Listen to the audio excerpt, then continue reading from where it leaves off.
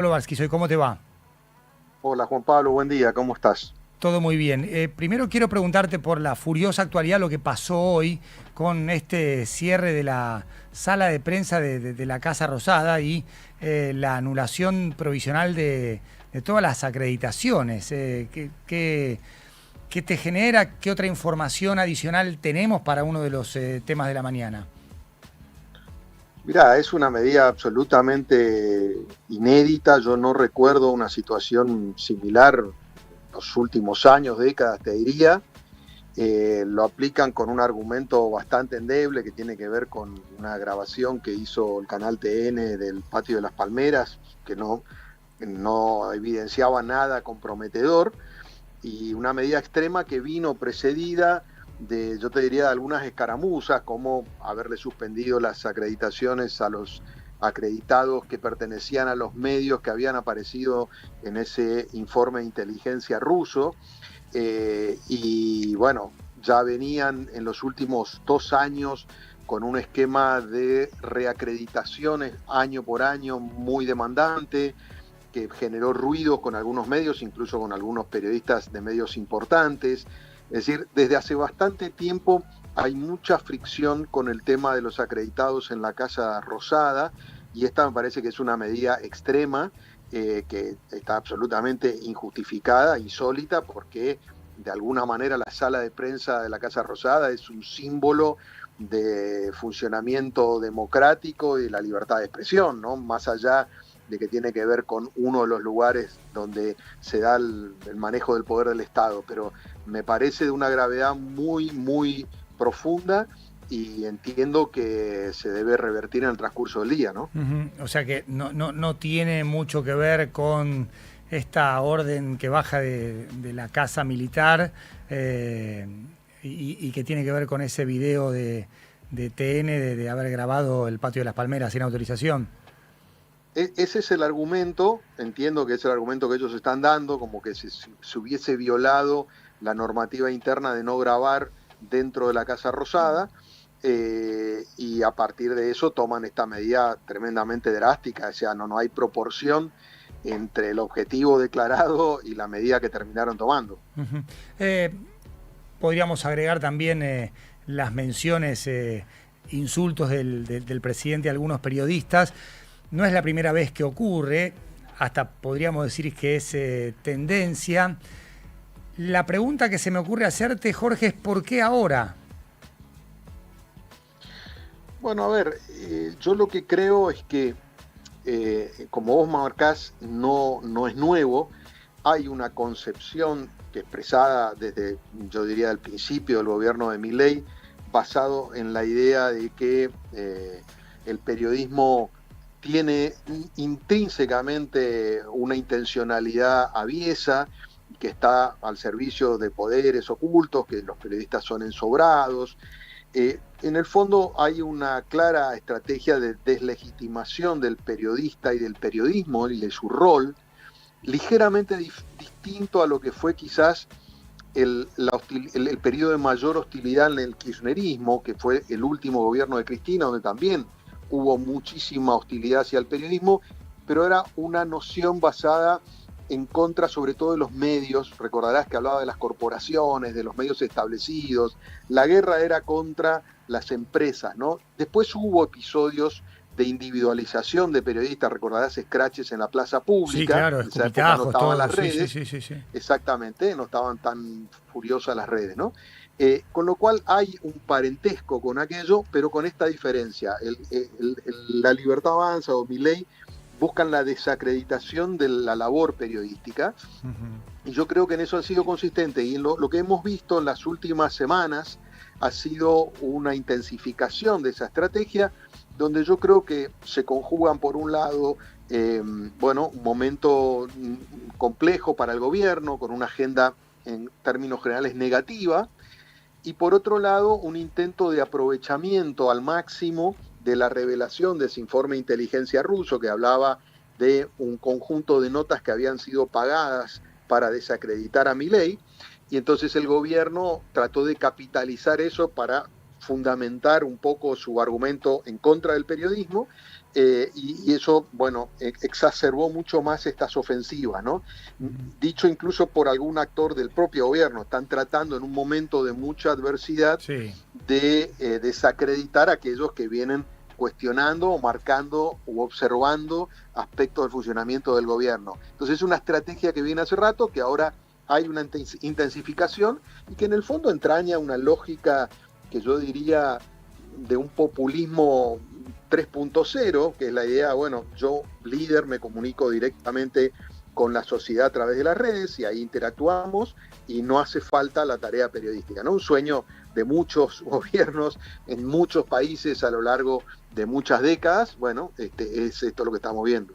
Sí, por supuesto que pasaron ya más de 2 años del gobierno y lo que podía surtir efecto a partir del propio desgaste del gobierno, con errores autoinfligidos, con momentos en los que la política económica no ofrece los resultados que la sociedad demande, por los cuales votó al presidente Milei, no solo en noviembre del 23, sino también en octubre de 2025.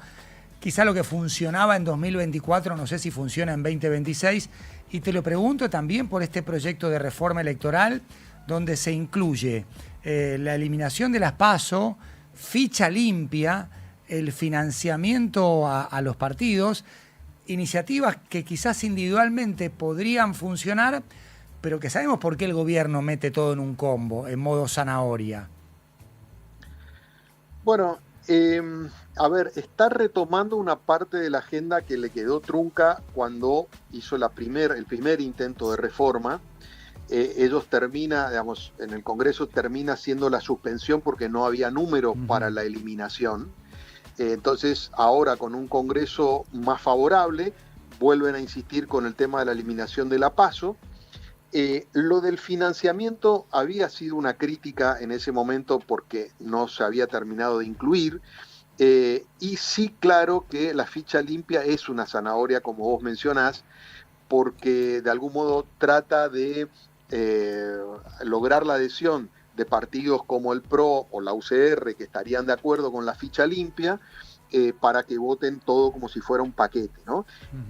Tengo entendido que hay bastantes resistencias para la eliminación definitiva de la PASO, incluso de los aliados me refiero, pero quizás sí haya apoyo para ficha limpia esta vez, que había quedado trunco. El gobierno, a ver, ha utilizado ficha limpia un poco en función de sus intereses. En algún momento Sí. hizo una diagonal, ¿no? Nunca fue un tema central para el gobierno. En algún momento lo puso, después lo sacó. Recordarás esas votaciones bastante polémicas. Terminó cayéndose. Era un momento en el que le convenía mantener un poco al kirchnerismo vivo. Esta era una ley que se interpretaba que apuntaba sobre todo a Cristina, y en ese momento tenía esa función. Quizás hoy haya perdido ese atractivo y también, insisto, funciona como un señuelo para tratar de sumar adhesiones. Está claro que el debate hay que darlo este año, eso es lo único que yo veo de positivo, si es que va a haber alguna reforma, porque el año pasado fue una modificación en el mismo año electoral, con lo cual estamos a abril del año previo, no me parece un mal timing para poder discutir, pero bueno, ahí se cuelan algunas cosas. Y otro dato, Juan Pablo, dos cuestiones que son un poco más laterales, pero que son importantes. Hay una cláusula muy extraña que restringe la posibilidad de contar con asesores extranjeros. Parece ser una cláusula puesta en contra del famoso asesor catalán que tuvo Massa en algún momento, sí, y después Jorge Macri, pero que también, por ejemplo, impediría, me refiero a Anthony Gutiérrez Rubí, pero que también podría impedir, por ejemplo, a un Durán Barba ser hoy asesor. Y el otro punto que es muy importante es que establece un mecanismo por el cual permite colgar las listas provinciales a las nacionales, evitando doble boleta. Esto, de alguna manera, reconstruye por otra vía la vieja lista sábana. Claro. Y es también una especie de guiño a los gobernadores que eventualmente les convenga unificar fechas con la nacional para generar el arrastre que supuestamente podría producir si Milei llega con chances importantes del año que viene. Estamos conversando con Jorge Eliotti, secretario de redacción del diario La Nación. La última pregunta, Jorge, tiene que ver con la interna, con Santiago Caputo, Karina Milei, el rol del presidente. lo que antes conocíamos como Triángulo de Hierro, ¿cómo influye en la dinámica? Porque más allá del enfrentamiento de Milei con periodistas, con exfuncionarios, con el afuera, también hay un equilibrio interno muy, muy delicado y muy frágil. Mira, Juan Pablo, yo creo que el triángulo tal cual lo conocimos no existe más desde la victoria en la elección de octubre del año pasado, porque venía empujando los dos sectores que vos mencionás, pongamos que en cierta igualdad de condiciones o en cierta simetría, pero el argumento de Santiago Caputo era que la elección iba a andar muy mal porque no se había acordado en las provincias, y Karina Milei con los Menem sostenían que tenían que ir en la mayoría de los distritos con candidatos propios y terminaron ganando la nacional, ¿no? Claro. Perdieron las provinciales, excepto en la ciudad de Buenos Aires. Entonces, ese triángulo quedó totalmente desconfigurado, pero no se terminó de desarmar la interna. Entonces, hoy claramente en el predominio sobre la gestión, Karina es la que impone el ritmo y las lógicas. Hoy estamos viendo un gabinete que gira en torno de Karina, de sus dinámicas y de sus decisiones, desde poner a Adorni de jefe de gabinete, de poner a Kirchner de canciller, hasta Máiquez en justicia. Todo eso es Karina. Entonces, estamos en la fase Karina del gobierno.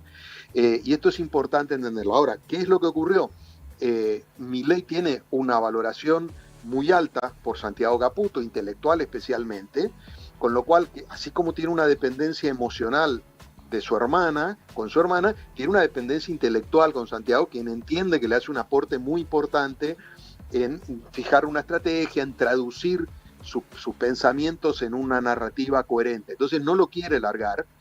Entonces Santiago Caputo y su gente están arrinconados, no tienen el poder de antes, pero tienen capacidad de generar acciones que terminan lesionando la gestión en muchos sentidos. Entonces, la interna no se terminó de desarmar, se desarmó el triángulo de hierro, pero vemos que en cada tema aparece como una micro batalla entre dos jugadores que siempre responden uno a un bando, otro al otro, ¿no?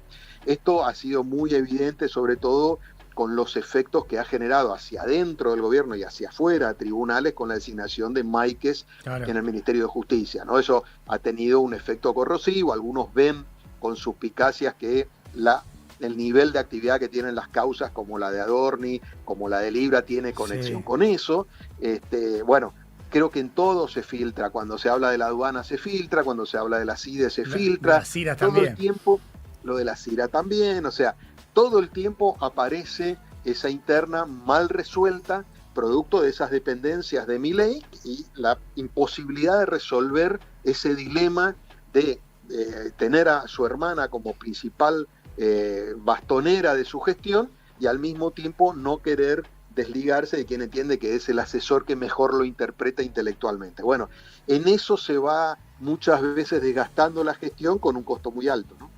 Jorge, ha sido muy claro y muy amable, un placer como siempre. Por favor, un gusto, Juan Pablo, te mando un abrazo. Un abrazo. Jorge Liotti, secretario de redacción del diario La Nación. Son las 11:34 en toda la República Argentina. Tu actualidad.